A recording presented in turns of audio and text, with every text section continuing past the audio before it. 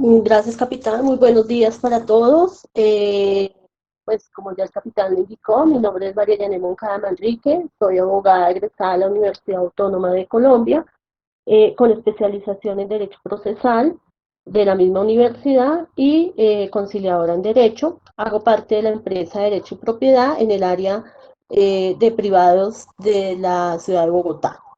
Entonces, pues vamos a tratar hoy el tema de la responsabilidad civil en accidente de tránsito. Esto basados en la sentencia SC 780 del 2020 con el magistrado ponente Ariel Salazar Ramírez.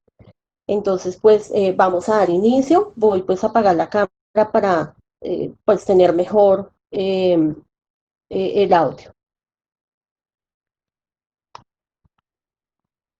Bueno, entonces esta sentencia nace del radicado 18001 del 31 de marzo, perdón, 18001 3103 001 2010 005301.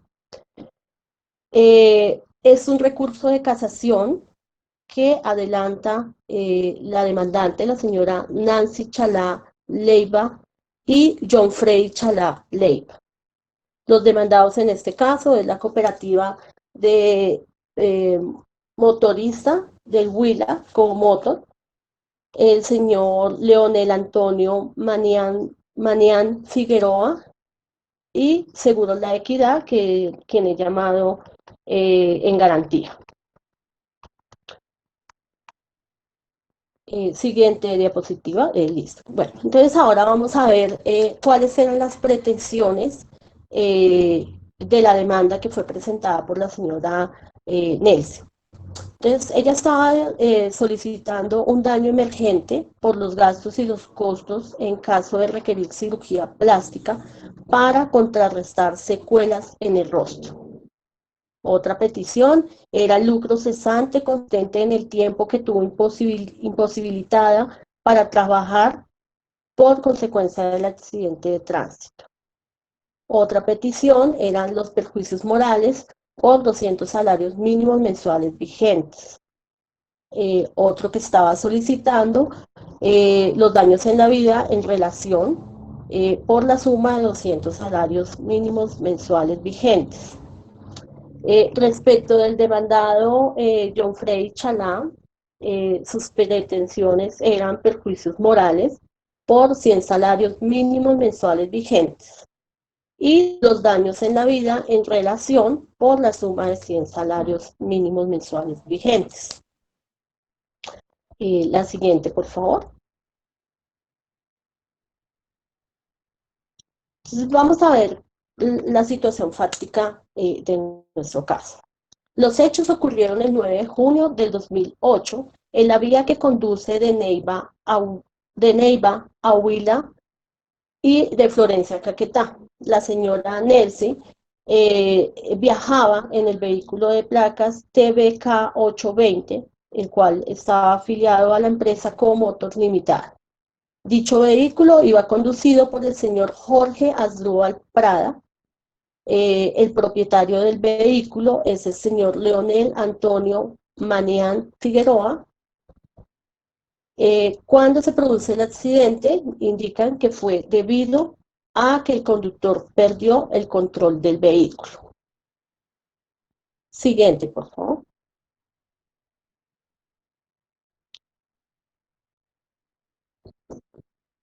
Entonces, la demandante, pues, resultó herida dentro del accidente y fue trasladada al Hospital La Inmaculada de la ciudad de Florencia.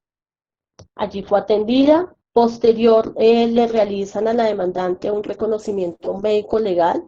Eso se llevó a cabo el 24 de junio del 2008, el cual arrojó que existía una secuencia denominada deformidad física que afecta el rostro de carácter permanente. La demandante es propietaria de un establecimiento de comercio en donde pues indicó que percibía aproximadamente ingresos mensuales por valor de 1.700.000. Su hijo, quien también es el demandante, indican ha sufrido y compartido el sufrimiento derivado de las secuelas de dicha lesión. ¿Me ayudas, por favor, con la siguiente? Bueno, entonces vamos a ver qué ocurrió en la primera instancia. Entonces, la demanda es admitida el 9 de abril del año 2010. Eh, Luego de hacer el trámite de notificación, los demandados pues se pronuncian a la demanda. El señor Leonel Manián y Comotor, ellos se oponen a las pretensiones formulando excepciones. Entonces, indican que fuerza mayor, caso fortuito, como fenómenos liberatorios de la responsabilidad manifiesta que el accidente ocurrió por una acción involuntaria del conductor, por un hecho que tal vez siendo previsible no lo pudo contemplar por anticipado. Y también manifiestan la prescripción de la acción, situación ocurrida se deriva del incumplimiento del contrato de transporte cuya acción está prescrita, según el artículo 993 del Código de Comercio. En este se indica o está establecido que la prescripción para esta acción es 2 años, 2 años que se deben contar desde el momento de los hechos.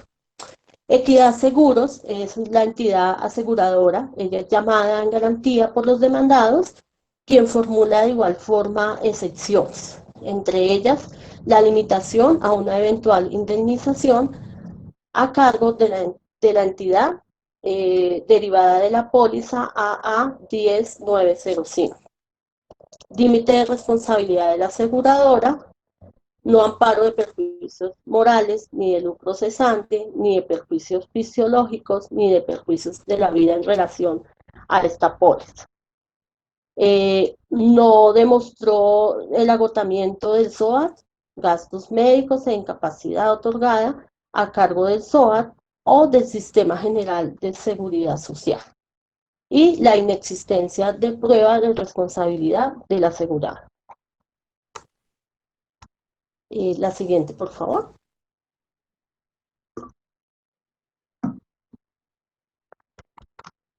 Se dicta la sentencia de primera instancia, esta se llevó a cabo el 14 de marzo de 2013, en la cual fueron negadas las pretensiones de la demanda.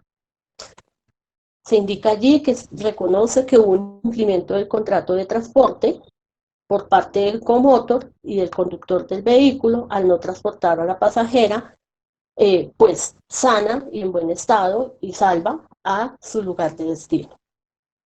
Afirma que la acción a presentar fue incumplimiento contractual, mientras que los demandantes involucraron una responsabilidad civil extracontractual, la cual no era la indicada para solicitar indemnizaciones por las lesiones causadas en la ejecución del contrato.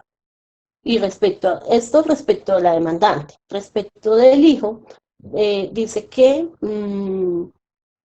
no goza de la legitimación alguna para demostrar y reclamar perjuicios, ya que la situación es netamente contractual con las partes involucradas en el hecho. Como bien sabemos, cuando tomamos pues servicio de transporte, pues ahí ya tenemos un contrato, ¿sí? Entonces, pues respecto de la señora, la acción, la demanda, se fue invocada a solicitar vida civil extracontractual. Pues efectivamente es errónea, toda vez que efectivamente ya sí tenía contrato con la cooperativa y con el bus al momento de tomar. Y respecto pues del hijo, se indica que no tenía dicha calidad, lo cual pues también es erróneo a mi parecer, ¿sí? Y en lo que he visto que pues se han emitido sentencias, efectivamente es un tercero, y el tercero pues sí, no tiene esa relación contractual, por lo tanto es extracontractual. Sin embargo, pues lo que indica allí es que no acogieron dichas pretensiones. También indica en la sentencia que el hijo de la señora cita el artículo 1003 del Código de Comercio, el cual afirma que si el pasajero accidentado no muere, el transportador debe responder solamente ante la propia víctima de los daños causados, nunca terceros, personas que no sufrieron daño alguno ni hicieron parte del contrato en mención. Era lo que les indicaba ahorita, o sea, es erróneo porque sí hay responsabilidad y sí hay pago a perjuicios respecto de terceros. ¿Me regalas la siguiente, por favor? Bueno, entonces pues la sentencia fue apelada, fue remitida al tribunal para que allí se revisara y pues se emitiera su fallo de segunda instancia. Entonces el apoderado de la demandante que indica pues en sus descargos que no era de relevancia el hecho de que la demandada la demanda se haya formulado a través de una responsabilidad civil extracontractual, ya que el juez, en uso de sus facultades y aplicando el derecho sustancial, podía podía adecuar el trámite a la responsabilidad pertinente, sin que esto afectara la decisión final, además de indicar que el hecho ilícito demandado y los perjuicios causados fueron debidamente probados dentro del trámite. Entonces, ¿qué ocurre acá?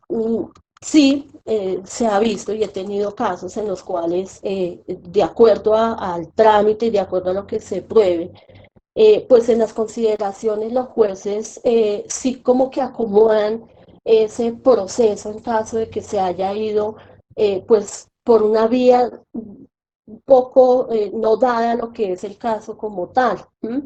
La verdad, muy pocos lo hacen, ¿sí? Por lo general, ellos se ciñen es a la norma. Y aquí en el caso, pues, eso es lo que está ocurriendo, ¿sí? Respecto de la demandante, pues, el tema era una responsabilidad contractual y la demanda, pues, erróneamente se fue extracontractual. El juez no trata de darle como esa acomodación a la norma, viendo que de acuerdo a las pruebas pues sí, se evidencia que efectivamente eh, ocurrió el hecho y había lugar a dicha indemnización. ¿Me regala la siguiente, por favor? Entonces, el tribunal, listo. Entonces, esto se va al tribunal, es conocida por el Tribunal de Florencia. El tribunal confirma la decisión de primera instancia, ratificando la teoría de la indemnización que se buscaba obtener tenía su origen en el vínculo contractual de transporte, de acuerdo al artículo 981, 982 y 103 del Código de Comercio. De igual forma indica el tribunal que si bien el juzgador de primera instancia puede interpretar que el querer del libélulo demandatorio es diferente al inicial formulado, dicho ente no puede modificar arbitrariamente el querer o la voluntad involucrada por él. Por tanto, hizo bien en el hecho de no interpretar el libélulo para extraer de él otro sentido. Además, porque está debidamente probado que existía un contrato de transporte entre ellos, lo cual hace que el proceso debiera ser de ese mismo carácter, es decir, contractual. Entonces, pues el tribunal sí acoge lo que indicó el juez en su momento, ¿sí? Y es, tal vez aquí sí se pudo evidenciar que había pues responsabilidad de los demandados, pero pues señores partes demandantes y señor abogado, la demanda se fue por la solicitud que no era. O sea, es como un castigo mmm, digamos, tal vez más para el abogado, ¿cierto? Pero que el castigo en sí conlleva es a que las partes sean las perjudicadas finales, ¿sí? Eh, Porque vuelvo y repito, sí hay jueces que ellos hacen ese análisis y al momento de las consideraciones lo esbozan indicando que aunque se dijo esto en la demanda, el despacho sí evidencia que es lo otro y le da como la acomodación a fin pues de buscar, o sea, sí como que hay ese llamadito de atención ahí para el abogado, porque pues efectivamente eh, nosotros debemos tener claro qué es el trámite que se va a adelantar. ¿Mm? Pero entonces hay como ese llamado de atención, pero al final entonces no se perjudica a las partes, ¿sí? Porque en última las partes pues son las que salen perjudicadas con estas decisiones así como tan cortantes de los jueces y luego confirmada por el tribunal. Entonces, esto se va a casación. ¿Sí? El único cargo se indica allí que es la violación hecha por el apoderado de los demandantes. Entonces, indica que los jueces de instancia incurrieron en violaciones indirectas de las normas, el derecho sustancial. Según él, por error manifiesto de la apreciación de la demanda, ya que tenía la obligación de interpretar los hechos narrados en el libélulo para hacer la calificación jurídica de la controversia. Cita allí jurisprudencias de la Corte, afirmó que la parte actora le corresponde expresar con responsabilidad aplicable a cada caso. Así quizás el demandante se haya equivocado en su apreciación. Se dice también que además en el escrito demandatorio no se especificó que se declarara una responsabilidad civil extracontractual. Solamente se solicitó que los demandados fueran declarados civil y solidariamente responsables por los hechos acontecidos el 9 de junio de 2008, al haber demostrado los elementos de ambos tipos de responsabilidad y al calificar jurídicamente el hecho como una u otra, no se desconoce ni vulnera el derecho a la defensa del que gozaron los demandantes. Me regala la siguiente, por favor.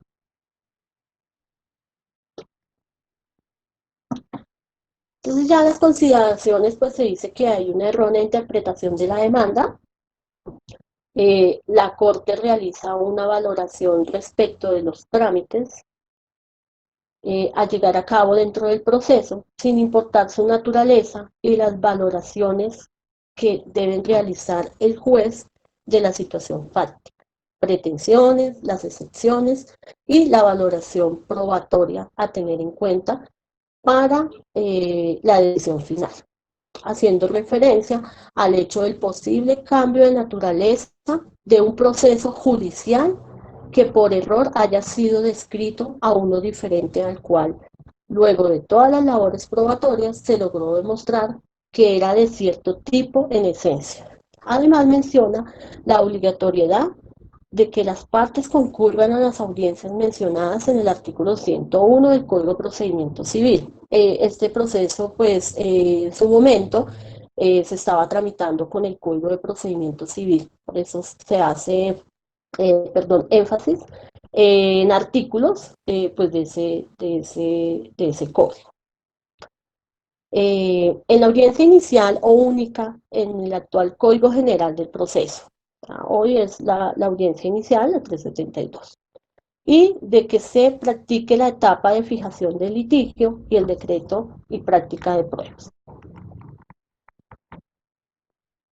Es por eso, dice la Corte, es por eso que el juzgador no puede modificar la causa petente. Sin embargo, en el caso de las apreciaciones de derecho que se hagan dentro de la demanda, no puede vulnerar de ningún modo el derecho sustancial solicitado en el escrito, lo cual debe ser valorado por el sentenciador de forma tal que dicho error relativo pueda ser trascendente en el momento de decidir de fondo el asunto.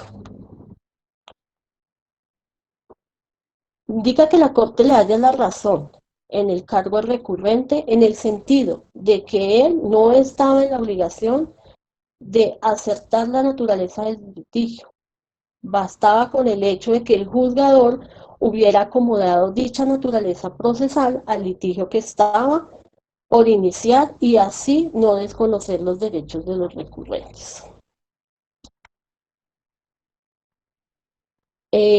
Se habla también de la distinción entre la acumulación de pretensiones procesales y la prohibición de opción entre las acciones sustanciales.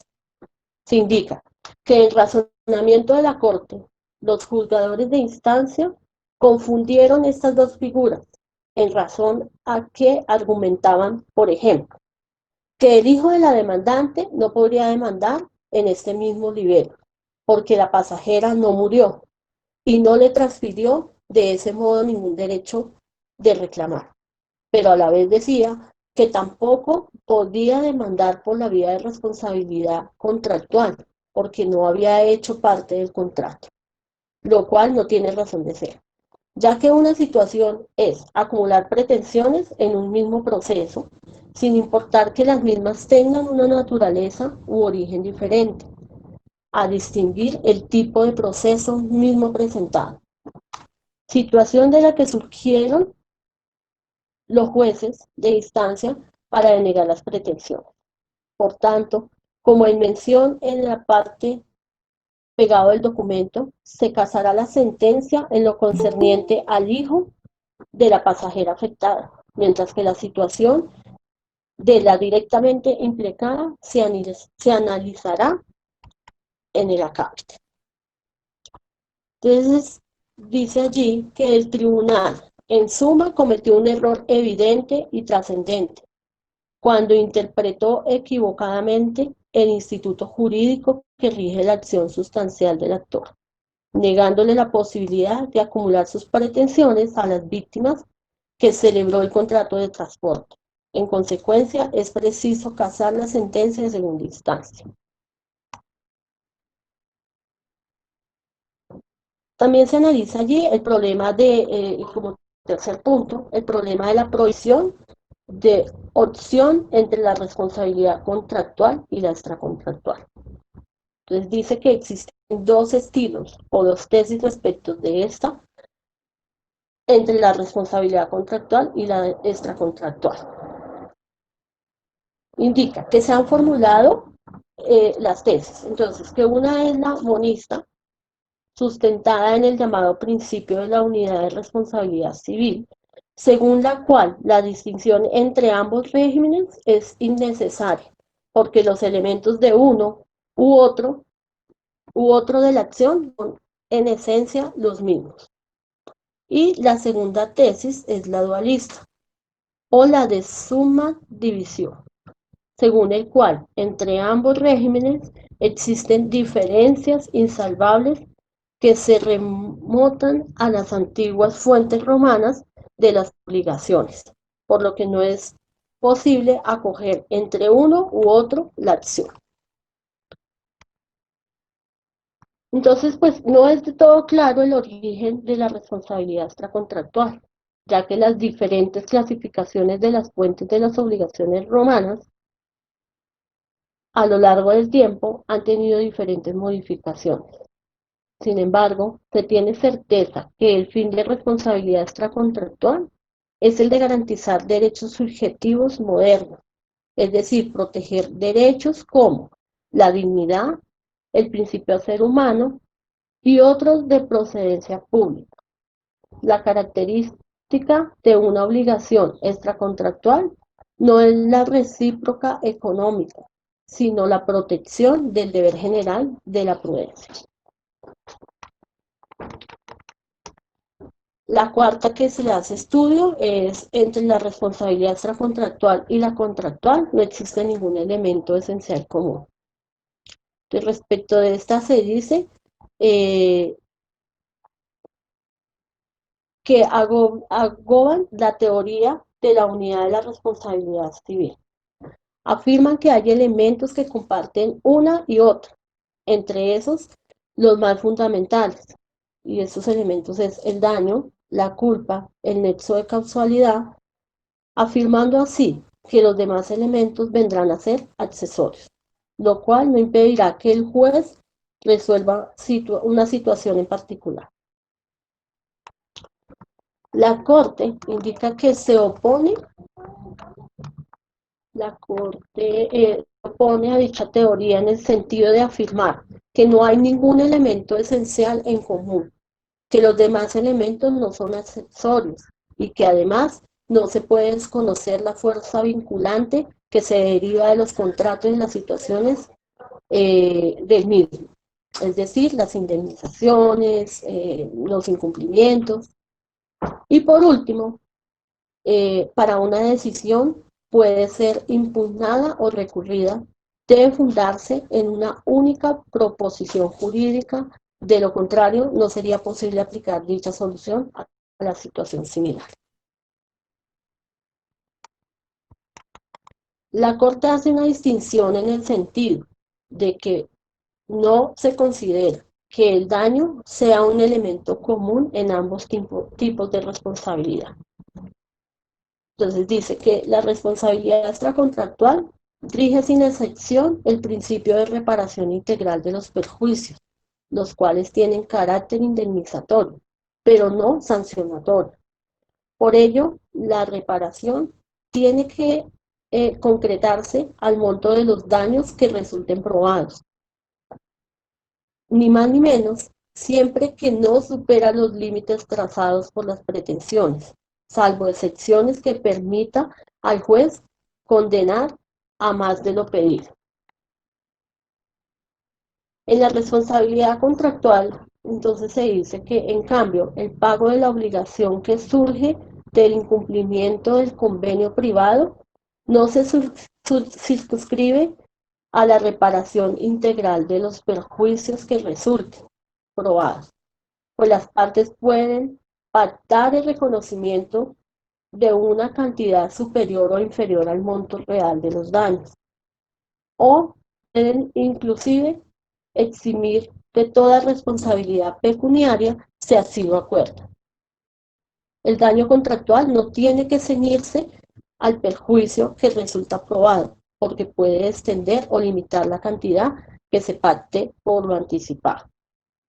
Entonces, pues en esta partecita hace referencia, y eso se usa mucho, eh, tratar de buscar llegar a acuerdos, ¿sí? Eh, para la extraprocesal, pues se tiene la condición, y es que se debe tasar los perjuicios y obviamente probar y estar debidamente justificados, ¿sí? Y esos serán los que en su momento el juez determine. Y en la contractual, pues es el ánimo de las partes de querer buscar llegar a algún acuerdo, de ver la posibilidad de hacer descuentos. Por ejemplo, cuando hay contratos que inmersos tienen cláusulas penales, entonces ya se busca que esa cláusula pues solo se pague un 50, un 70 o en últimas pues decidan dejar por fuera el ítem de esa cláusula.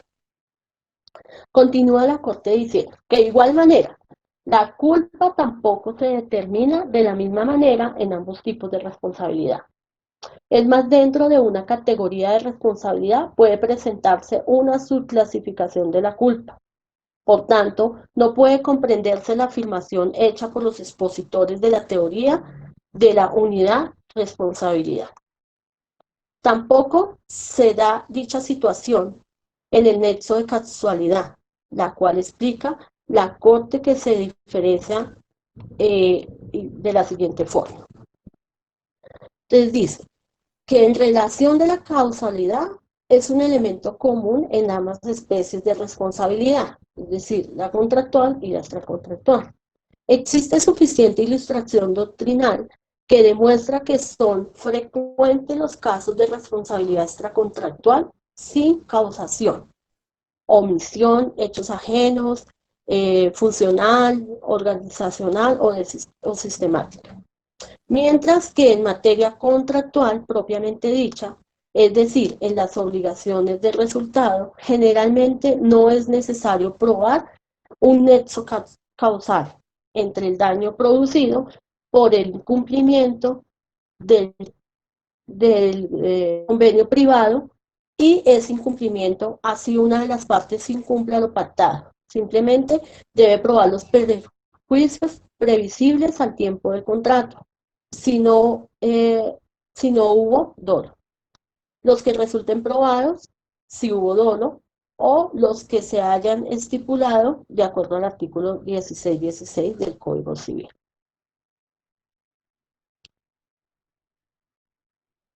Indica también la Corte que no se debe desconocer de ninguna forma los acuerdos emanados dentro del vínculo contractual legalmente constituido. Por tanto, los grados de responsabilidad, las indemnizaciones y clausulados difieren de lo que se conoce como la responsabilidad extracontractual, en la cual no hay clausulados, no se fijó previamente situación de indemnizaciones y menos grado de responsabilidad, porque se entiende que este tipo de situaciones desafortunadas y que a la postre se convierten en las causales de un hecho que no debía ocurrir. En el plano procesal, una errónea clasificación de la acción comporta la violación del derecho sustancial, la prueba de contradicción, las partes cuando en virtud de la sustitución del régimen aplicable al caso se les acerca la oportunidad de demostrar los supuestos de hecho que se requerían para posterioridad a su pretensión o excepción.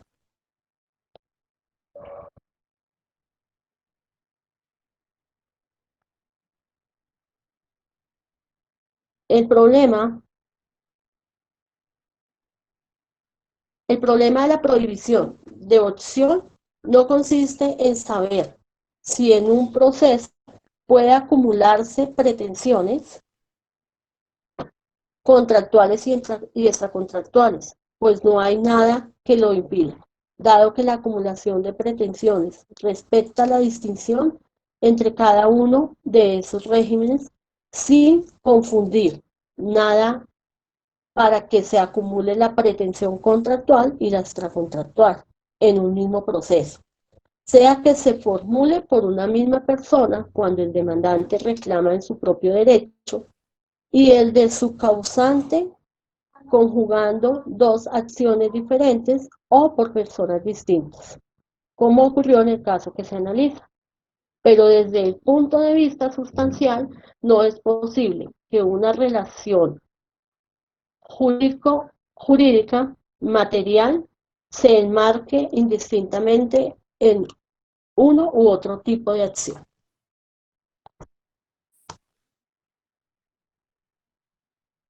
También se toca allí el tema de la prohibición de oposición entre los distintos regímenes de responsabilidad de una restricción dirigida al juez, no a la parte demandante. Entonces, de esta se dice que siempre existirán problemas de interpretación de las normas y texturas abiertas, pero ello no es un asunto que deba solucionar el usuario de la justicia. La ambigüedad del significado de las normas tiene que ser solucionado con el cerramiento significativo que hace el juez al momento de decidir la controversia. Ha quedado demostrado que la prohibición de opción entre los distintos regímenes de responsabilidad es una restricción dirigida al juez y no a las partes, quienes no pueden sufrir las consecuencias adversas de esta prohibición. Se trata allí, en el numeral 6, trata la identificación e interpretación de los institutos jurídicos. Entonces, dice que el juez es el encargado de interpretar el significado jurídico de los hechos que se someten a su consideración. Lógicamente, dicha interpretación no es de forma libre o arbitraria. Se debe someter a las reglas de la institución jurídica que el detectar le impone. Entonces dice que así para resolver la controversia sobre el pago de los daños que produjo un accidente de tránsito que ocurrió en razón o con ocasión de la ejecución de un contrato de transporte, resulta inútil preguntarse si tales hechos se enmarcan en el régimen de los contratos o si hacen parte del régimen general de la responsabilidad extracontractual. El problema no se resuelve acudiendo a la simbología de las fuentes, pues las lesiones que dejó el accidente de tránsito tuvieron su origen tanto en el incumplimiento de la obligación de resultado adquirido con la celebración del contrato de transporte, como en el ejercicio de una actividad peligrosa. Los límites de las fuentes se tornan difusos. De igual modo, el daño y la culpa en este tipo de casos toman carácter tanto de uno como de otro régimen. Luego, la alusión de las fuentes no resuelve el problema de cuáles son los elementos que se deben quedar demostrados para acceder a las pretensiones reclamadas.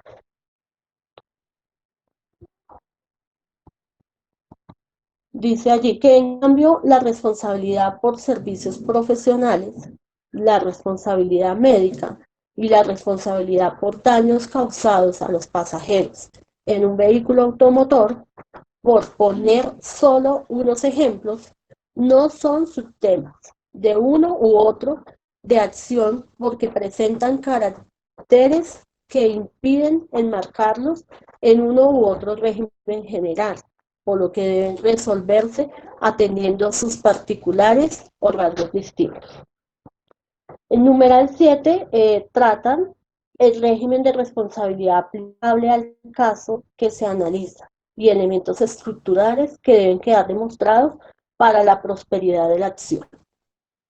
Respecto a este ítem, la Corte indica que las independencias de cambio son influencia que recibe un instituto jurídico de otro, sin que un instituto pueda derivarse del otro, tal como ocurre en la situación de hecho que se examina, que no puede enmarcarse ni en la responsabilidad contractual ni en la extracontractual, a pesar de que toma elementos de características del uno y del otro de los regímenes.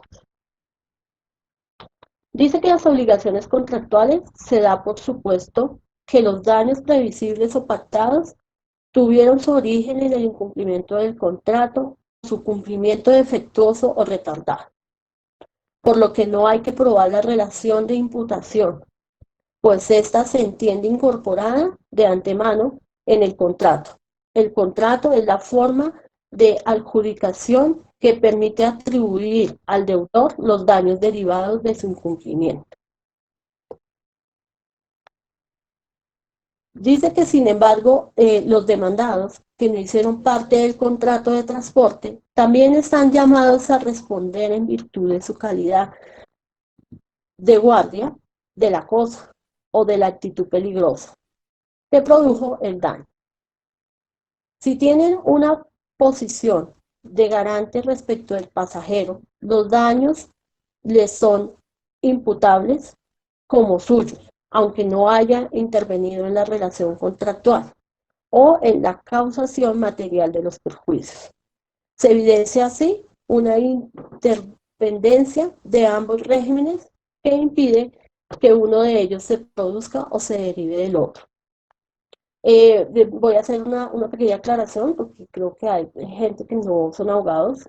Se habla de actividades peligrosas porque así está catalogada la cuestión de conducir, de manejar y en especial pues el servicio público, ¿sí? Por eso se habla de una actividad peligrosa.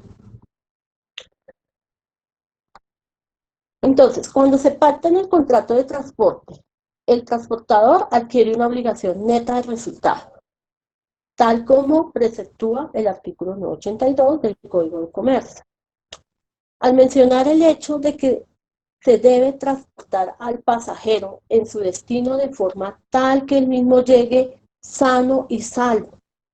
Por tanto, en caso de accidente, es decir, el incumplimiento a dicha prerrogativa, independiente del origen de la causa de siniestro, como ocurrió pues en el caso. De igual forma, en los artículos siguientes, taxativamente se indica que los casos en los cuales el transportador puede ser eximido de responsabilidad, entre los cuales se encuentran que el accidente sea culpa exclusiva del pasajero, o por fuerza mayor, por caso fortuito, no imputable al transportador, la cual no se genere en este caso, ya que como los demandados mismos mencionan, en la contestación de la demanda se debió a un fallo del conductor, más no específicamente qué tan insuperable o incorregible era dicha situación, por lo tanto son responsables. ¿Qué ocurre acá? Pues si hay unas formas, por ejemplo, esa fuerza mayor, ese caso fortuito, por ejemplo, en carreteras cuando hay pues esos derrumbes, es algo impredecible, es una fuerza mayor, que pues allí esa sería la excepción para entrar ellos pues a dar como su defensa. Lo otro, pues, la culpa exclusiva del pasajero, ¿sí? Por ejemplo, digamos que la señora, pues, habiendo silla para disponer de ella, pues no lo quiere hacer, se va tal vez ahí en la puerta, pues debido a esto se ocasiona pues lesiones. Entonces son causales de exclusividad. ¿Mm? Pues que no fue lo que ocurrió, además de que si se tiene en cuenta, pues ellos están aceptando en su contestación que esto se debió pues a una falla netamente del conductor. Entonces la Corte también indica que todas las víctimas de los daños derivados de la ejecución del contrato de transporte pueden cobrar a cada uno de los demandados la totalidad de la indemnización, las que participaron del contrato de sus deudores contractuales por disposición expresa. Esto está expreso en el artículo 825 y 991 del Código de Comercio. Y las que no formaron parte de esta relación obligatoria a a los coautores o partícipes del daño del mandato, de acuerdo a lo que está estipulado en el artículo 2344 del Código Civil. Hace referencia a la solidaridad. Entonces indica que esta se aplica de igual forma a los distintos demandados respecto de todos los demandantes, en específico instinto de la responsabilidad por daños ocasionados a los pasajeros en virtud de la ejecución del contrato de transporte. O sea que pues allí todos eh, tienen responsabilidad porque son solidariamente, entonces todos tienen responsabilidad solidarias y de igual forma pagos solidarios. Para esos casos, por ejemplo, pues las aseguradoras en sus pólizas por lo general tienen unos topes, entonces ellos van hasta ese tope y ya las otras partes procesales pues deben verificar que no cubrió la aseguradora para hacer los pagos de ese restante. Ahora, puede, y es lo que realmente ocurre, que una vez salen las sentencias, pues las partes no salen corriendo a hacer los pagos, ¿sí? Las aseguradoras excepcionalmente pues sí lo hacen, ¿sí? Ya que pues esas condenas salen fijando también unos intereses. Entonces, por lo general, las aseguradoras sí son muy prontas a hacer los pagos que les correspondan. Y queda pues ahí pendiente el pago respecto de las declaraciones que se hayan hecho a las otras partes, como por ejemplo en este caso a Comotor y al propietario del vehículo. Entonces, estos a veces pues no lo hacen, ¿sí? Ellos no hacen los pagos y en ese momento es que pues se tiene que ejecutar la sentencia. Eh, entonces pues ya el asunto es eh, eh, que ya no se puede entrar a demandar la aseguradora porque ellos pues ya hicieron su pago hasta el tope que tienen en la póliza. Bueno, entonces vamos a hablar ahora como numeral octavo de las conclusiones que hizo pues la Corte. Entonces dice que la acumulación de pretensiones procesales es un asunto distinto a la prohibición de escoger el tipo de acción sustancial que rige la controversia. Nada impide que varios autores acumulen en un mismo proceso pretensiones contractuales y extracontractuales, o que un demandante acumule una pretensión contractual hereditaria derivada de su causal y una pretensión procesal extracontractual. Pero en el plano sustancial está prohibido decir una controversia que se enmarca en un determinado tipo de acción con los presupuestos normativos de una relación jurídica distinta. Dice que la delimitación de los extremos del litigio y la fijación del objeto de la litis son cargos procesales que corresponden a las partes mediante la formulación de sus pretensiones y la exposición de los hechos en los que ellas se funden, que de suerte que una variación eh,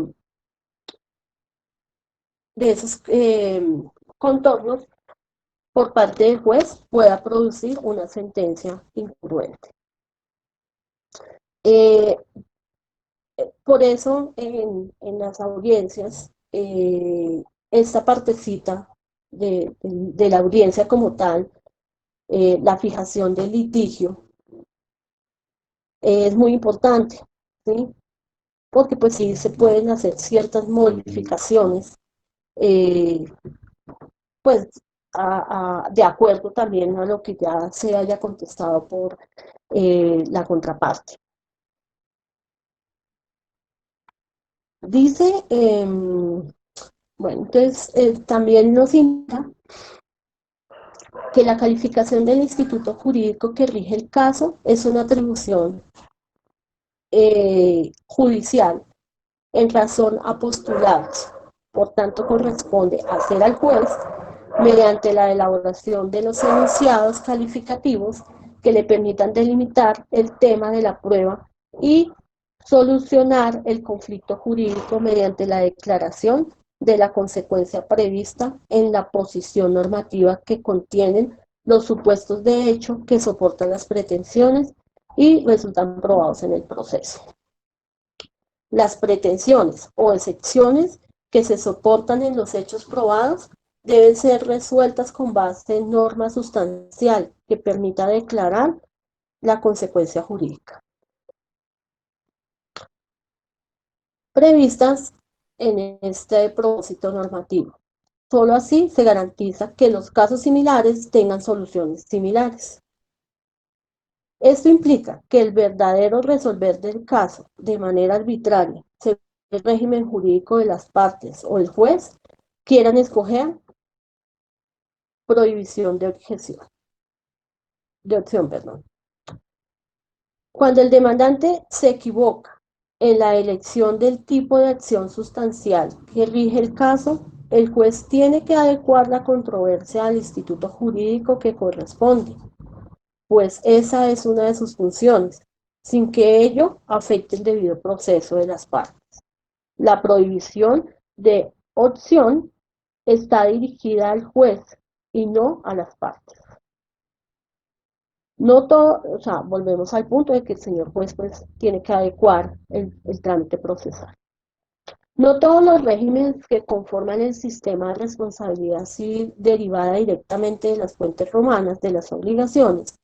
No existe un elemento integrador o unificado de los distintos regímenes, pero tampoco existe una suma divisto entre ellos, pues la evolución del derecho ha hecho necesaria la intercomunicación e interpretación de sus elementos para formar figuras jurídicas nuevas y autónomas.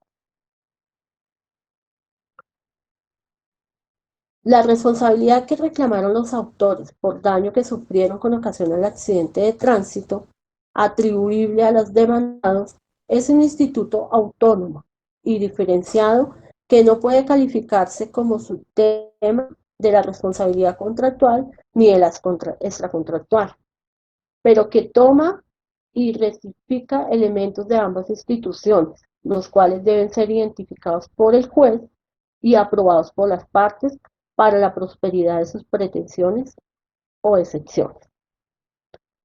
Dice que respecto del demandado John, el hijo de la señora, el tribunal confundió la prohibición de escoger el tipo de acción sustancial que rige el caso con la posibilidad de adecuar sus pretensiones procesales con las de las víctimas directas del accidente. En ese modo, negó el acceso a la justicia a quien estaba facultado para reclamar su derecho, tanto procesal como dentro de una concepción de la acción entendida como derecho subjetivo. Es decir, que el hijo, pues sí, y sí efectivamente tiene legitimación eh, para intervenir dentro del proceso. ¿M? Porque pues supongamos que la señora hubiese quedado pues más grave, gravedad que le impida pues desplazarse ella por sí sola, que deba depender de una persona y que digamos que esa persona es el hijo porque pues no tenía nadie más, pues al hijo le hubiese tocado estar ahí pendiente de llevar la señora, de traer la señora, entonces también le hubiesen generado otra serie de perjuicios, ¿sí? Porque pues digamos que por ese actuar de estar el pendiente pues de su mamá, hubiese tenido que dejar su trabajo. ¿Sí? Entonces, son temas que sí efectivamente en la realidad son así, ¿sí? Y pues sí tenía la legitimación para hacer parte dentro del proceso. Entonces, continuamos con lo que indica la Corte. Dice que respecto de la demandante Nelson, el juzgador Alcuén incumplió el deber obligatorio que le impone su función de confirmar los enunciados calificativos que orientaran la decisión judicial dentro del régimen de responsabilidad por los daños que sufrió la pasajera con ocasión de la prestación del servicio de transporte, independientemente de la norma sustancial que haya invocado la actora en su demanda. ¿Me regalas por favor la siguiente?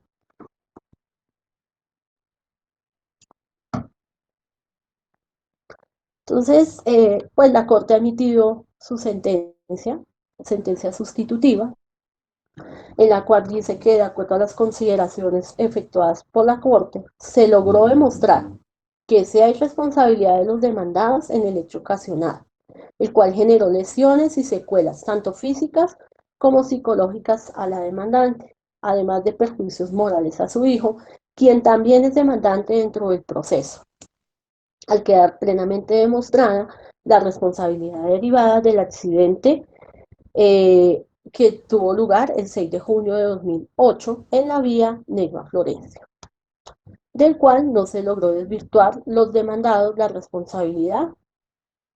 eh, la responsabilidad de ellos. ¿Me regalas por favor la siguiente? Entonces también indica la Corte que además la aseguradora también es responsable, conforme al contrato de seguros que prescribe por la empresa transportadora, donde se encuentra afiliado el vehículo. Por tanto, las excepciones de uno o de otro fueron desvirtuadas. No se logró comprobar un caso de fuerza mayor, un caso fortuito generado de accidente. La acción no se encontraba prescrita al momento de su presentación. ¿Sí? Tengamos en cuenta que son 2 años y estábamos dentro del tiempo. La acción, entonces, las excepciones planteadas por la aseguradora en el sentido de indicar que los demandantes buscaban un enriquecimiento a través de la aseguradora y que no había agotado las valoraciones, las incapacidades y demás rubros derivados del cubrimiento del SOA. En ese tipo de sucesos tampoco tiene sustento, ya que son rubros que no excluyen entre sí. Pues, son seguros totalmente apartes y el SOA fue la entidad que le cubrió pues, los gastos a la señora, eh, pero pues son pólizas totalmente independientes que tienen cubrimientos también diferentes y pues que no se excluyen entre las dos, entre la de responsabilidad civil extracontractual y el SOA. ¿Me regalan la siguiente, por favor? Entonces la Corte entra a analizar los rubros que lograron demostrar los demandantes. Entonces, pues, tenemos en cuenta que se habla del daño emergente a favor de Nelsi. Dice que fue reconocido consecuencia de las lesiones y las secuelas provocadas por el accidente y los procedimientos para corregirlas. Que el valor de esto está estipulado en 22.928.468. Se determinó también un lucro cesante a favor de Nelsi. Eh, el establecimiento, bueno, entonces ese no fue reconocido, no lo logró mostrar, porque aunque ella trabajaba en un establecimiento, era independiente y indicaba allí que se ganaba o que percibía 1.700.000 mensuales, pues esto nunca dejó de ingresar pues dinero a la entidad, al establecimiento de la señora, entonces ese rubro no le fue reconocido. Determina los perjuicios morales a favor de Nelsi, entonces dice que estos se causan perjuicios luego de sufrir un accidente de ese tipo y los tasa en 30 millones. Tasa también los perjuicios morales a favor de John Freys, el hijo, al ser familiar cercano de la víctima, padecer sufrimientos menores a los de la víctima y los tasa pues en 20 millones. También hace referencia al daño a la vida en relación a favor de Nelson. Entonces dice que es por el padecimiento que ha sufrido por las lesiones en su rostro derivadas del accidente y las tasan 40 millones. La otra pretensión, que era el daño a la vida en relación y a favor de John, no fue probado, no lo demostró, entonces no les fue reconocido. La siguiente, por favor.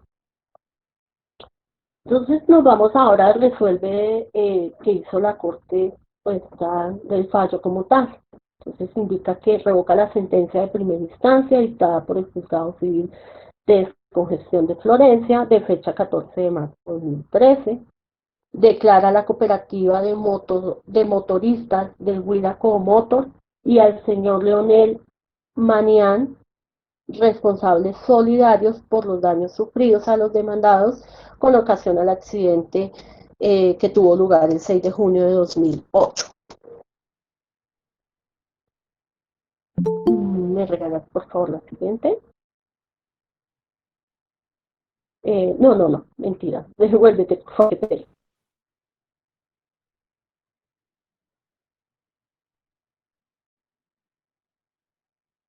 Condena, eh, condena a Comoto y a Lionel a pagar las siguientes sumas de dinero. Entonces indica que para Nelsi 22.928 por daño emergente, 30 millones por daño moral, 40 millones por daño a la vida en relación. Esto le suma un total de 92.928.648.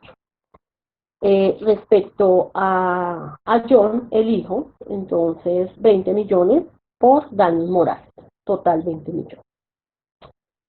Como cuarto numeral, condenan a Equidad Seguros al pago solidario de las sumas de dinero mencionadas y niega las demás pretensiones, pues porque no fueron probadas.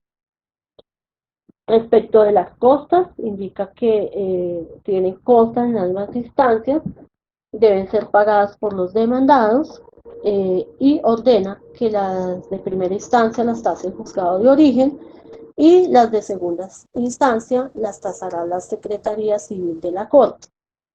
Y indica que agencias en derecho por valor de 6 salarios mínimos legales vigentes, sin costas en casación por prosperar el recurso. Aunque, bueno, entonces, respecto de costos para la demandante, no se fijaron porque el recurso le prosperó. ¿Me regalas ahora sí la siguiente, por favor? Bueno, entonces ahora de esta sentencia, ¿qué tenemos? ¿Mm? Tenemos que pues el magistrado ponente era el doctor Ariel Salazar Ramírez, pero hay unas aclaraciones de voto de los otros magistrados que conformaban la sala. ¿Sí? Entre ellos, pues, las aclaraciones del magistrado Octavio Augusto Tejero Duque, del magistrado Luis Alonso Rico Puerta y del magistrado Luis Armando Tolosa. Y hay un salvamento de voto del magistrado Haroldo Wilson Quiroz Monsalve. Él sí se aparta de esta decisión y pues ya vamos a mirar qué fue lo que él determinó. Entonces, respecto a la aclaración, a las aclaraciones del magistrado Octavio Augusto Tejero, entonces él manifiesta estar de acuerdo con la decisión, pero considera necesario hacer unas aclaraciones sobre algunos aspectos, ya que no se abordaron de forma adecuada. Entonces, ¿qué dice él? Dice, los recurrentes invocaron la violación indirecta a la ley sustancial por error de hecho, pero no señalaron como era su deber las normas infringidas. Se debió indicar por qué se aplicó indebidamente o en razón a que se consideraron de forma incorrecta la vía extraordinaria. Era inminente en la medida que no cumplía con uno de los requisitos de la demanda. Y cita el artículo 374, numeral tercero del Código de Procedimiento, Civil, porque era pues la norma que ve en su momento. Entonces, ¿qué nos indica este artículo? Dice que la formulación por separado de los cargos contra la sentencia recurrida, con exposición de los fundamentos de cada acusación en forma clara y precisa. Si se trata de la causal primera, se señalarán las normas de derecho sustancial que el recurrente estime violadas. Entonces, pues, se solicitó la casación, pero esta partecita no es clara, dice el magistrado. Vuelve y dice que no obstante la sentencia señaló que al haber alegado en la impugnación que no es su cargo procesal, ni su obligación, ni su deber acertar en la calificación de la acción sustancial que rige la controversia, pues ello es una obligación exclusiva del juez. Los censores, en razón de la particular acusación que han planteado, no era necesario que involucraran la norma sustancial que infringió el sentenciador.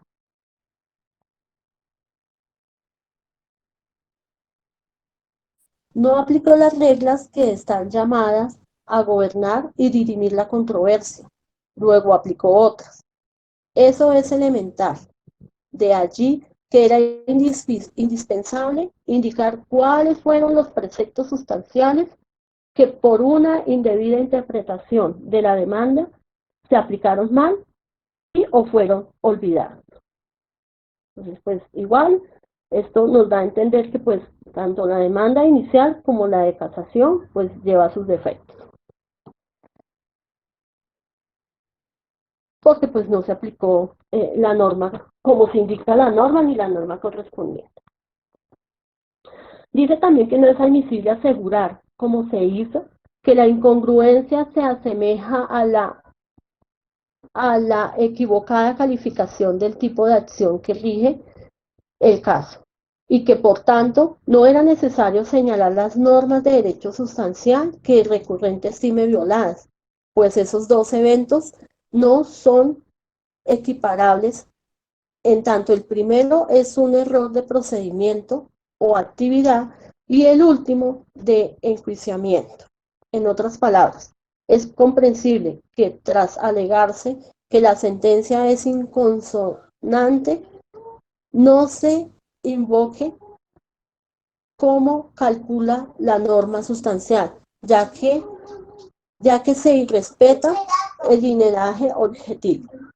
lo que no ocurre cuando se reprocha la labor del juez por no asumir adecuadamente las reglas sustanciales del caso, dado el entendimiento equivocado que tuvo el escrito introductor.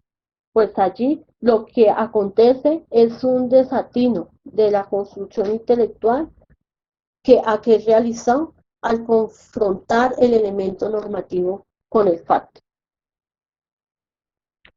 Sin embargo, vuelve a indicar el magistrado que a pesar de eso, él está a favor de que dicho error formal se haya superado en la medida en que la Corte, dada la evidencia vulneración de los derechos fundamentales al acceso a la justicia, a la administración de justicia, al debido proceso, está llamada a casar de oficio. O sea, él indica no estar de acuerdo porque esa demanda de casación pues no está en base a la norma, pero al final indica que pues, o sea, se va más por los derechos fundamentales y en base a eso pues indica que pues va a la par pues con esta sentencia. En el literal B indica que no acompaña lo dicho respecto al significado del inciso final del artículo 91 del Código General del Proceso. Respecto a que la simple declaración de parte, es que en la sentencia se indica que respecto a la declaración de parte, no es un medio de prueba, pues lo que allí se extrae jamás hace prueba a favor de quien lo infiere. Además, teniendo en cuenta que el artículo 165 del mismo Código General del Proceso indica que son medios de prueba y hace alusión a la declaración de parte. Entonces dice que quiere decir que en la actualidad lo relatado por el demandante o el demandado en el interrogatorio, que le es práctico, puede ser contemplado a favor o en su contra. Esto como elemento de convicción de los presupuestos de sus pretensiones o de las excepciones, de acuerdo pues al caso. Sin que ello simbolice que sus dichos no deban ser confrontados con lo relevado por las demás pruebas, así como las reglas de la sana crítica. De igual forma, en la sentencia de la Corte concluyó una teoría respetable, pero innecesaria, indica él. En efecto, se indicó que la responsabilidad por daños causados a los pasajeros de un vehículo automotor existía un instituto jurídico particular, porque al concurrir los regímenes de responsabilidad contractual y extracontractual como posibles vías con las que se impugnaría el deber de resarcimiento de los demandados, el caso concreto plantea características que desbordan a uno y otro de ellos.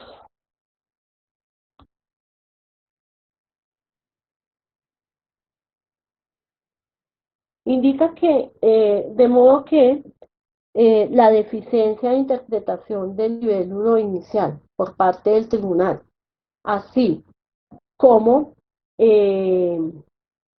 casada la sentencia que éste profiere, la sala está llamada a condenar a los demandados al pago de perjuicios ocasionados a Nelly con motivo del incumplimiento del contrato de transporte, pues no se le llevó sana y salvo a su lugar de destino, y con relación a John, debió repararse su sufrimiento, pero por la senda de la responsabilidad civil extracontractual, habida cuenta que la decisión no estuvo atacada a ningún vínculo negocial.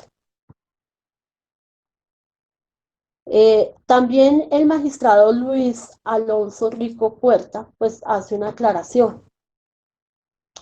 Entonces él dice que expone razones, reflexiones adicionales que buscan clasificar la opinión respecto de la manera en que debieron ser despachados los cargos de la demanda de casación. Y entonces indica el primer motivo, Dice motivo de disenso frente a los pilares argumentativos de la decisión. En este dice que el fallo con el que se puso fin a la segunda instancia, contrario a los medios de convicción recaudados que disciplinaban responsabilidad civil contractual y extracontractual, los postulados de acceso a la justicia y la tutela judicial, por lo que la interpretación de la sala era ineludible. Sin embargo, se edificó en varios argumentos.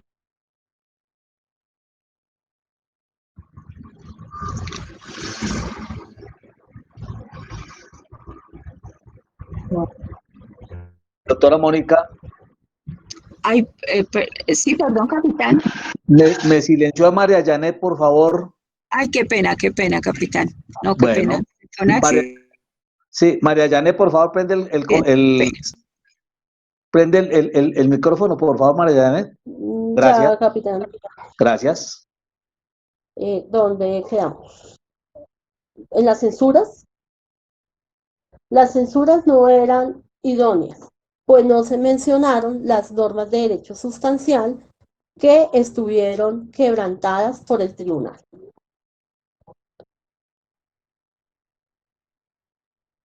Dice que en algunas partes del numeral 1 de la motivación del fallo de casación se sugiere que el declarante no pudo sacar ventaja de su propia afirmación, lo que indicaría que no tomó partido por la tesis que le resta vigor demostrativo a la declaración de parte en este juicio, y por lo mismo no fue objeto de discusión lo que era necesario para arribar a un adecuado consenso sobre el particular. También indica que el argumento del recurrente en casación consistió en que el juzgador no identificó el tipo de acción que rige el caso. Entonces, este razonamiento riñe con la exigencia de que invoque la norma sustancial infringida. Ello, a modo del magistrado, dice que permite una de las exigencias formales del recurso, y también indica que las que están previstas en el parágrafo 1 del artículo 344 del Código General del Proceso. Es decir, los cargos por las causales tercera y cuarta no podrán recaer sobre apreciaciones probatorias. El parágrafo 1 indica que cuando se invoque la infracción de normas de derecho sustancial, será suficiente señalar cualquier disposición de esa naturaleza, que constituyendo base esencial del fallo impugnado o habiendo debido serlo a juicio del recurrente, haya sido violada, sin que sea necesario integrar la posición jurídica completa. O sea, él también está indicando que los cargos de la demanda casación pues no están, no fue claro en cuál era, qué fue lo que se le violó allí en el proceso.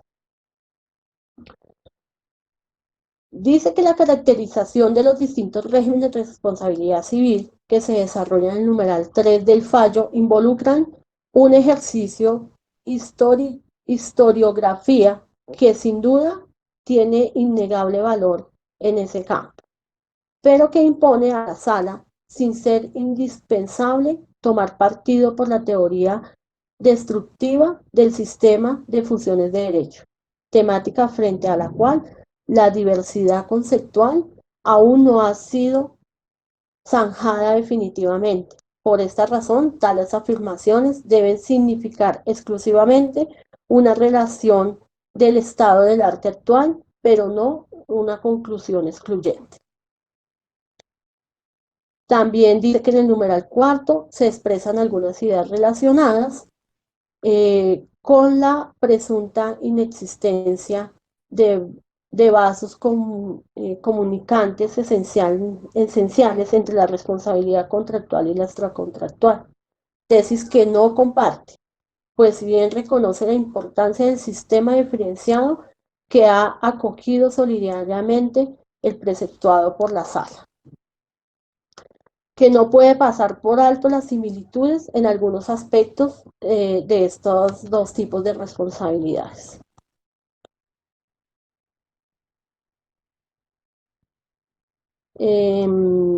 Indica que la culpa no puede relegarse del análisis de la responsabilidad civil por las actividades peligrosas y por lo mismo la diligencia y cuidado exigibles a quien las desarrolla, por supuesto superiores a los ordinarios, no deben ser excluidas como causales de exoneración, pues el legislador no lo dispone expresamente como sí lo hizo al regular la responsabilidad por el hecho del animal infiero del que no se reporta utilidad o en materia de productos defectuosos, como está establecido la sentencia, como está establecido por la Sala del Consejo Superior de la Judicatura, 30 de abril de 2009, en el radicado 1999-06629-01. Dice que no participa de la afirmación según la cual la prohibición de opción pone al usuario del servicio de la justicia en una situación de elección, ni considera tampoco que la prohibición de escoger entre un régimen y otro de responsabilidad civil está dirigido al juez, no a las partes. Lo anterior, en tanto que la parte litigante y el profesional que elige para gestionar sus derechos no pueden quedar desprovistos de la posibilidad de diseñar y elegir libremente las causas de la reclamación. Dice que por esas disposiciones se aparta el numeral 6 y 7 de la sentencia.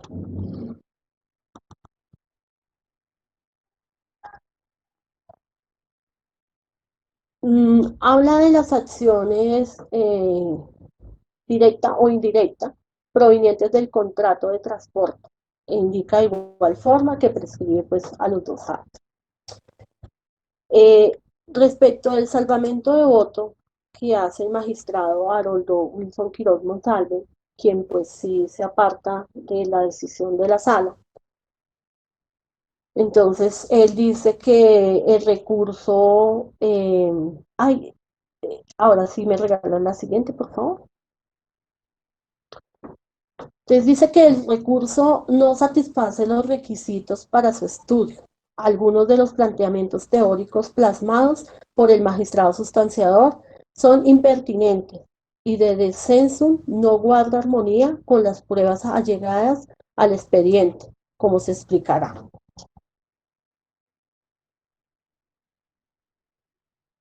Entonces, su salvamento de voto lo hace indicando cada ítem, entonces hace referencia de la falta de unificación jurisprudencial.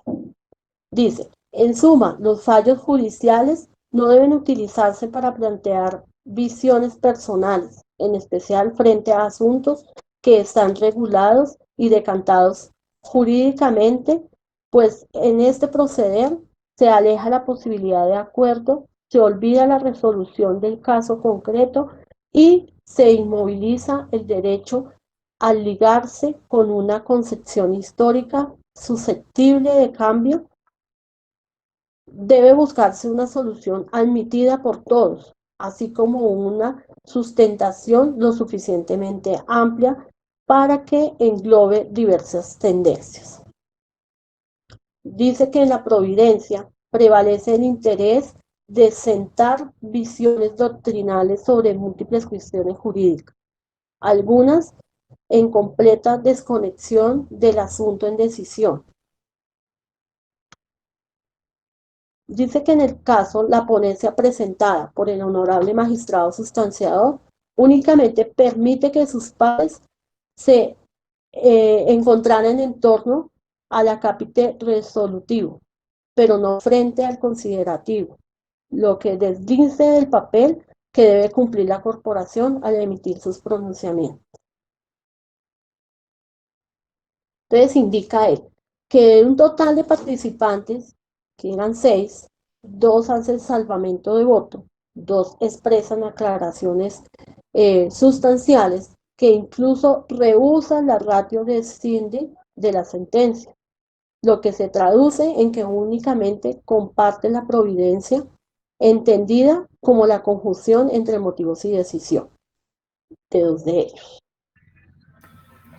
Doctora María Janet, Señor, bueno, vamos a señor, vamos a manejar el tiempo de lo que queda en la capacitación, por cuanto pues la capacitación tiene un tiempo establecido y queremos terminar la capacitación, pero dándole importancia a lo que falta respecto a los salvamentos de voto, respecto a los procedimientos de los magistrados, ¿correcto? Capitán, listo, Capitán capitán. Chacón, Sí. ¿puedo hacer una anotación rápida? Denme un minutico, doctora. Ah, bueno. Ya le doy la palabra, doctora. Denme un minuto, perdóneme. Bueno, denme un minuto, por favor, es que acá, bueno, listo, acá. Bueno, doctora Mónica, por favor, prende la cámara y prende el sonido. Bueno, entonces muy buenos días. Esta capacitación que acaba de dictar la doctora Janet Moncada es supremamente importante para los abogados cuando nos llega un caso de accidente de tránsito para analizarlo desde el punto de vista civil. Entonces ya como vimos, hay una responsabilidad contractual que siempre se va a derivar cuando hay un contrato, como en este caso que va un contrato de transporte público, y la extracontractual cuando no hay ningún tipo de contrato, como los accidentes que pueden ocurrir en la calle cuando hay un choque o cuando hay un atropellamiento de una persona. También tenemos que tener presente que los únicos eximentes de responsabilidad son la culpa exclusiva de la víctima y un elemento extraño jurídicamente relevante. Ejemplo, si el accidente se da por un derrumbe. El código del proceso también, además, establece que aun cuando la acción esté indebidamente calificada por el demandante, el juez está en la obligación de recalificar la acción y hacer y fallar debidamente el caso. En cuanto a la prescripción, hay que tener mucho cuidado con accidentes de tránsito cuando hay contrato de transporte, es de 2 años, y en la que es extracontractual, que no hay ningún tipo de contrato de por medio, las acciones son de 3 años contra terceros como propietarios de vehículos, como empresas a las que esté afiliado el vehículo, y de 10 años contra el conductor directamente. Tener mucho cuidado con esas prescripciones. Se pueden reclamar los perjuicios ajeno independientemente del SOAT y no se le puede descontar ese valor a los perjuicios.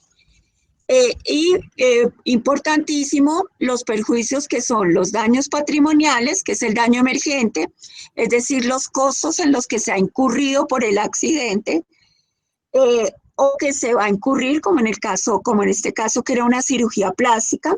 El lucro del cesante, que es lo que se dejó de percibir, la señora señalaba en ese caso que era lo que había dejado de percibir en su local comercial, que no lo logró probar. Y los daños extrapatrimoniales, que son los perjuicios morales, que se ocasionan por el sufrimiento, y el daño a la vida relación, que son las afectaciones que se tienen en cuanto a la vida social y a la vida familiar.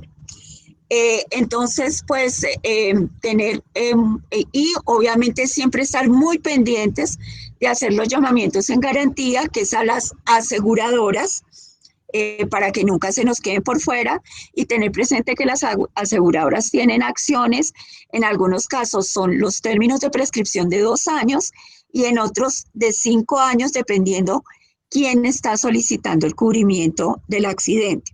Entonces, tener mucho cuidado en estos punticos que se derivan de toda la explicación que nos hizo la doctora Janet de esta sentencia, que es importante leerla porque trae muchos aspectos de la responsabilidad civil en accidentes de tránsito. Muchísimas gracias.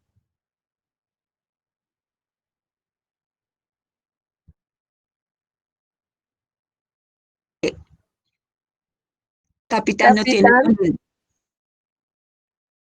Así.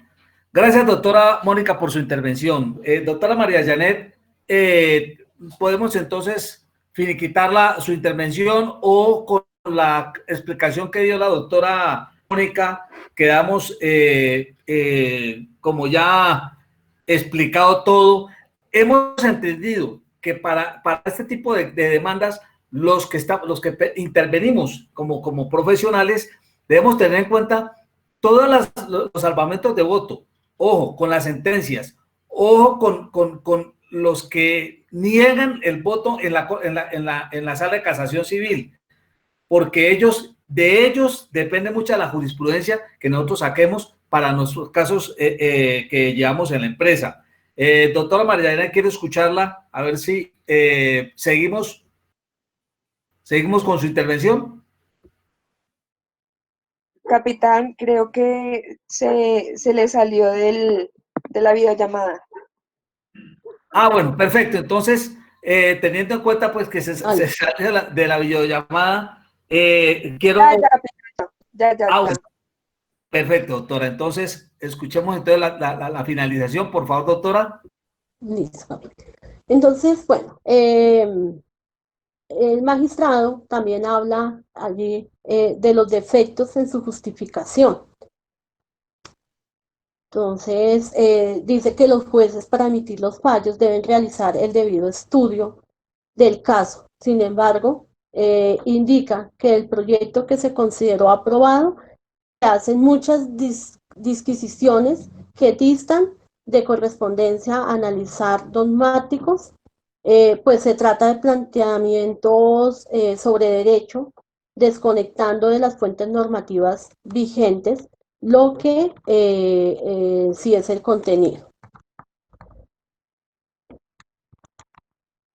Nos habla también de la seguridad jurídica. Entonces, respecto de esta, indica que el máximo órgano de la jurisdicción constitucional dice que los jueces al ordenamiento jurídico le imponen el deber de tratar explícitamente los casos iguales de la misma manera y los casos diferentes de manera distinta, y se caracteriza su función dentro del Estado Social de Derecho como creador de principio.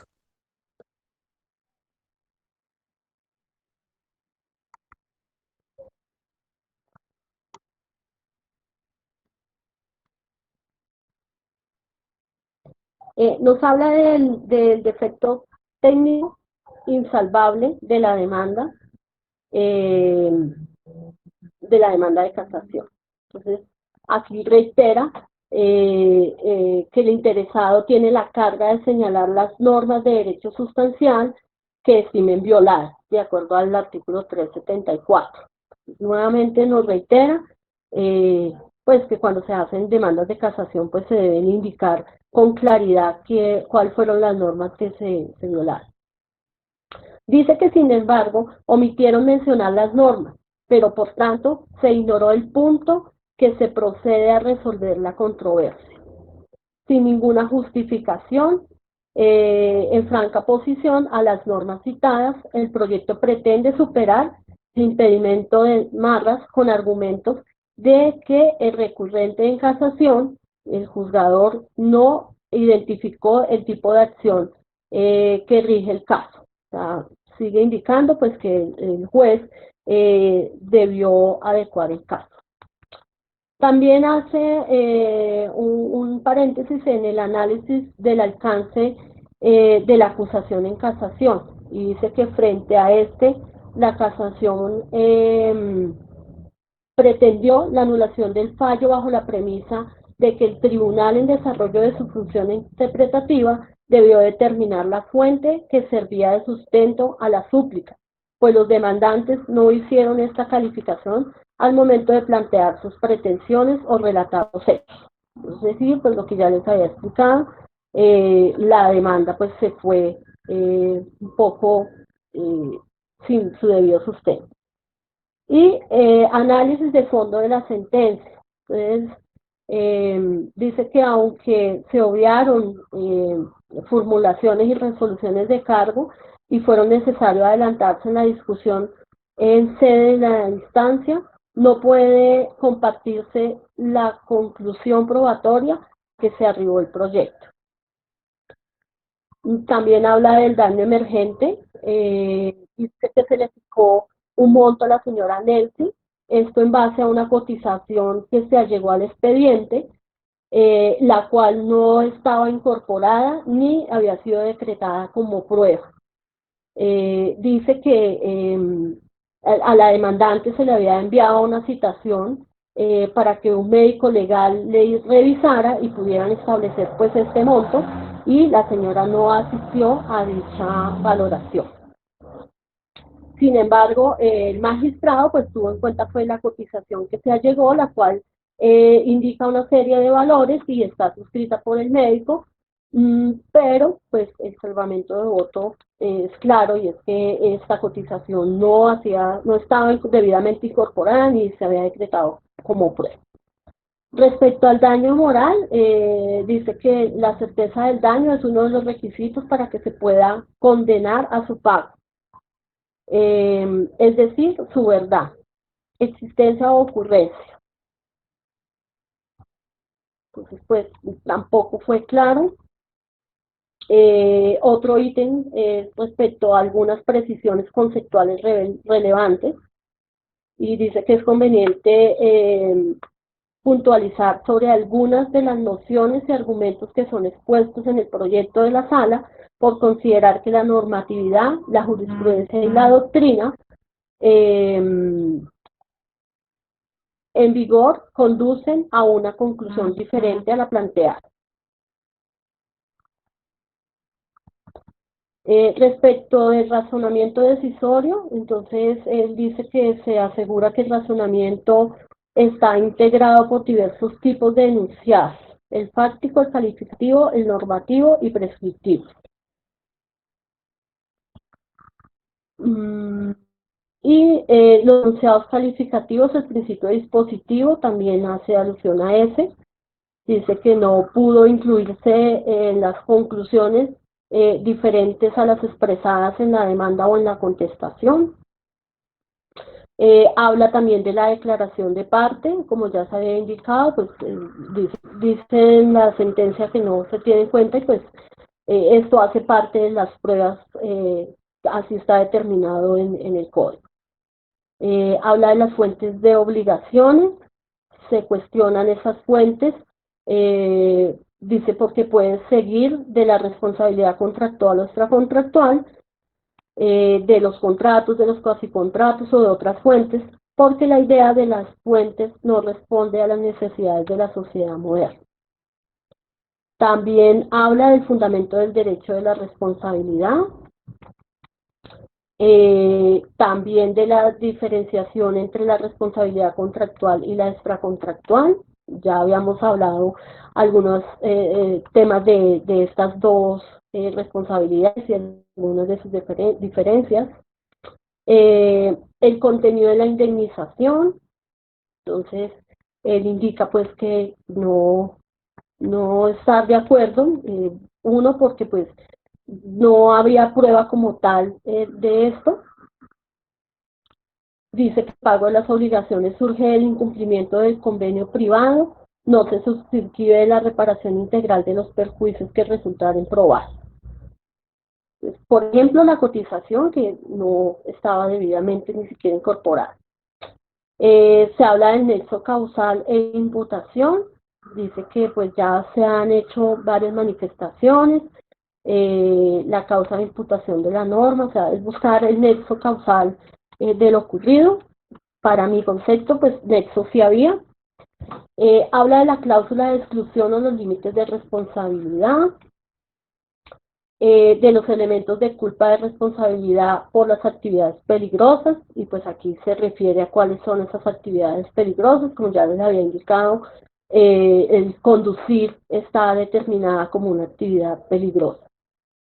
Habla de la responsabilidad del contrato de transporte, entonces pues lo que también les explicaba, cuando uno ya toma el servicio público, pues tiene un contrato, y aún está más probado este contrato cuando el transporte se hace en estas flotas intermunicipales, ¿sí? Ya que allí pues le entregan el tiquetico, ¿sí? Ese es el contrato. ¿Sí? Entonces, pues eso más o menos es lo que indica la sentencia. Sí, efectivamente, lo que indicaba la doctora Mónica, pues es una sentencia extensa, es una sentencia que pues se debe darle lectura, ¿sí? Tiene algunas cosas que sí, efectivamente, son muy buenas para nuestro diario. Sin embargo, pues hay que estar pendiente porque pues esto va a revisión a la Corte, todavía no tengo conocimiento de que haya algún pronunciamiento de la Corte Constitucional que le hace pues la verificación. Y pues ese es el tema, ¿sí? Recomendación, sí, leerla, es una sentencia muy interesante y pues nos va a servir para aplicar, obviamente, pues de acuerdo, ¿no? De acuerdo a nuestra conveniencia, porque pues sí hay algunas cosas con las cuales yo tampoco comparto, y pues que en determinado caso pues habrá que buscar cómo, si la contraparte nos la pone dentro de sus fundamentos, pues buscar cómo controvertir eso con algunas otras sentencias que haya emitido la Corte, porque pues sí hay algunos ítems con los que tampoco comparto. Muchas gracias.